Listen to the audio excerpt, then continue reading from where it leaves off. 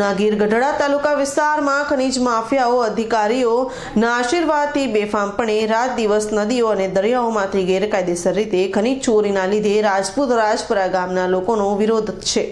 રાજપૂત રાજપરા ગામના સરપંચ સહિતના ગામ લોકોએ જણાવ્યું હતું કે અમારા ગામ નજીકથી રેતી ચોરી વ્યાપક પ્રમાણમાં થઈ રહી છે, તેને લીધે અમારા તળમાં ખારા પાણી થઈ ગયા છે, જે પીવા લાયક પણ નથી અને ખારા પાણીને લીધે અમારા ખેતરોના પાકમાં પુષ્કળ પ્રમાણમાં નુકસાન થઈ રહ્યું છે।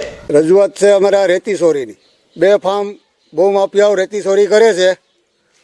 અમે કંઈક રજૂઆત કરેલી, મુખ્યમંત્રીને કરેલી છે, સીઆઈને કરી, કલેક્ટરને કરેલી, એસપીને રજૂઆત કરેલી, ઉના પછી નવા બંદર મરીનમાં પણ રજૂઆત કરી, છતાં કોઈ ધ્યાન દેતું નથી।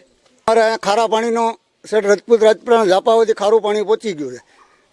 અમારો મુખ્ય વ્યવસાય ખેતી છે। જો આ ખનીજ ચોરી બંધ નહીં થાય તો આવનારા દિવસોમાં અમારી હાલત કફોડી બની જશે અને જે રેતી ચોરીના ટ્રેક્ટરો ભરાય છે તે નવા બંદર મરીન પોલીસ સ્ટેશનથી ચોખ્ખે ચોખ્ખું દેખાય, પણ મરીન પોલીસ તળ ચેકપોસ્ટ બંધ હોવા છતાં ચેકપોસ્ટ નજીક ઊભા રહી ઉઘરાણા કરવાનું પોલીસ પસંદ કરે છે। મારા ગામની નદી છે, એમાં બેફામ બધા ટ્રેક્ટરો રેતીને ભરે છે, સોરિયાઓ ને લીજ નથી કોઈને, લીજ વિનાની બધા ભરીને લઈ જાય છે આમાં દરિયા કિનારે, ને જે અધિકારી છે કોઈ અમે એટલી રજૂઆત કરી કોઈ ધ્યાન દેતા નથી, તો અમારે કેની પાસે જવું, કોઈ અધિકારી નથી રજૂઆત, બધા હપ્તા સિસ્ટમ ચાલુ છે।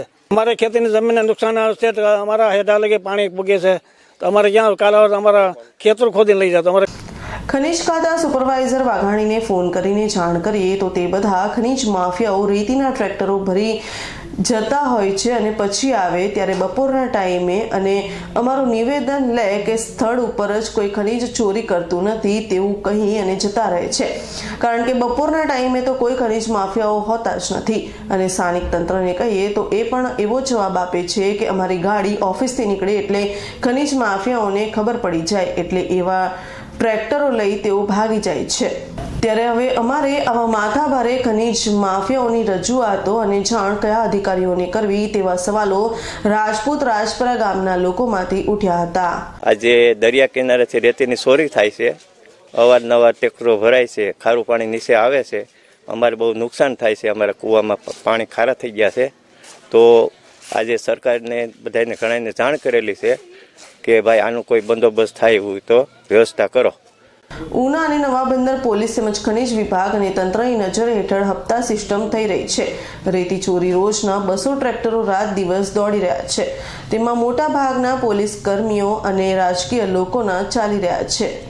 રાજપૂત રાજપરાની સીમમાં જે નદી મસુંદરી નદી આવેલી છે એમાં હરેક વખત એની રજૂઆતો કરેલી છે કે ભાઈ તમે આ રેતીનું કંઈક કરો, રેતીનું કંઈક કરો, પણ કોઈ અધિકારીઓ કે કોઈ પણ બીજા એવા ભૂમાફિયાની નીચે આવી ગયેલા માણસો છે કે એના હપ્તા સિસ્ટમ હોય કે જે કાંઈ હોય, પણ એની એટલી બધી મીઠી નજર છે કે આ ભૂમાફિયા બેફામ રેતી હલાવે છે, રાતને દિવસ રોડ ઉપર જેમ ફાવે એવી રીતે આ કોઈ એક્સિડન્ટ કોઈ મરી જાય એની કોઈ જવાબદારી કે કોઈ લેતું નથી, ને આ કઈ રીતે આવી રીતે હલાવો છો।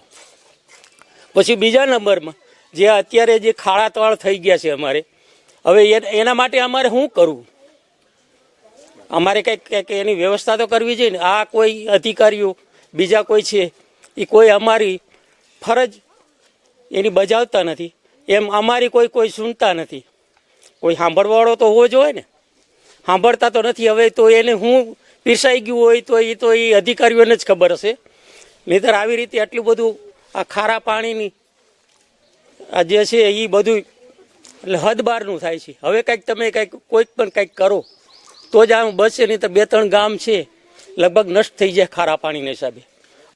ઉનાની મચ્છુંદરી નદીમાંથી તેમજ રાવેલ નદીમાંથી વગેરેની તમામ નદીઓ અને દરિયામાંથી થઈ રહી છે ખુલ્લેઆમ રેતી ચોરી અને તેની અનેકવાર તમામ ગામડેથી લેખિત અને મૌખિકમાં રજૂઆત કરવા આવી હોવા છતાં પણ હજી સુધી કોઈ ધ્યાન આપતું નથી અને તંત્રના પેટનું પાણી પણ હાલતું નથી।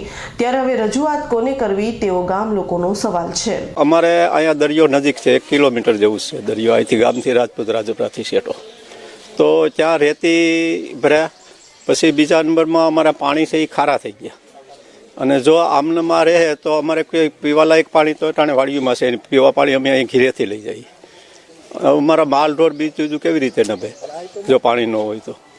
એટલે અમારો પ્રશ્ન એ છે કે આ બધું બંધ થાય રેતી ને આ પાણી જો અટકે તો ક્યાંક પાણી સારા રહે તો માલ ઢોરને નભે. એમાં ખેતી પર બાકી તો કોઈ બીજી કઈ આવક નથી. કોઈ વ્યવસ્થા ખેતી સિવાયની કોઈ બીજી વ્યવસ્થા છે નહીં. ઉનાવડલા પોલીસ ચોકી આગળથી અને દેલવાડા ચોકીથી રેતી ચોરી કરી રેતી ભરેલા ટ્રેક્ટરો રાત દિવસ ખનીજ માફિયાઓ દોડાવી રહ્યા છે. ઉના અને દેલવાડા શહેર વચ્ચેથી છતાં પોલીસ દીવથી આવતા નલિયા માંડવી ચેકપોસ્ટ બંધ હોવા છતાં ચેકપોસ્ટ નજીક પોલીસ ઊભી રહીને પર્યટકોના વાહનો રોકી રહ્યા હોય અને મોટા તોડ સ્થાનિક તંત્ર કેમ ઊંઘમાંથી ઉઠવાનું નામ નથી લેતું.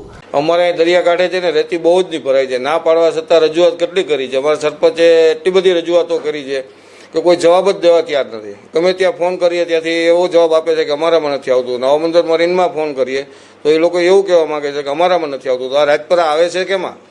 તો પછી ટ્રેક્ટરો રોકાવા માટે તો એ લોકો તો ત્યાંથી ટ્રેક્ટરો ગમે ત્યાંથી પકડી જાય છે. તો ત્યારે એની જવાબદારી આવે છે. અમુક ટાઈમે જ્યારે પકડે ત્યારે પછી પૈસા લઈને છૂટા કરી દે છે. કોઈને કંઈ દંડ કરવામાં આવતો નથી કે કાયદેસરનું ક્યાંય ટ્રેક્ટર રોકીને પહોંચ આપવામાં આવતી નથી. એ ટ્રેક્ટર રોકાય એ કલાક 2 કલાકની અંદર ટ્રેક્ટર છૂટું થઈ જવામાં આવે છે. તો ગમે એટલી રજૂઆત કરીએ અમારા બાજુમાંથી એટલા ટ્રેક્ટરો નીકળતા હોય તો અમે કોઈ ના પાડીએ તો અમારી હામા થાય છે. દાદાગીરી કરે છે બધા લોકો ને કાંઈ અધિકારીઓના નામ દે છે. આ ફલાણાનું ટ્રેક્ટર છે, આ ફલાણાનું છે, આ ફલાણાનું છે. તો અમારે હવે જવું ક્યાં? એટલી રજૂઆત કરવા છતાં કોઈ જો અધિકારીઓ કાને ન લેતા હોય તો શું કરવાનું હવે?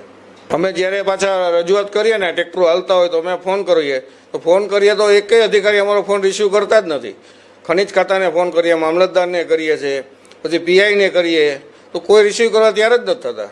એ કેટલા કલાક મેં ગઈકાલે લગભગ ઓછાને અમે 30 ફોન કર્યા હશે તો કોઈ રિસીવ જ ન કર્યો. તો અમારે કોને કહેવા જવું હવે? કેમેરામેન ધીરેન રાઠોડ સાથે હિતેશ કુમાર રાઠોડનો રિપોર્ટ,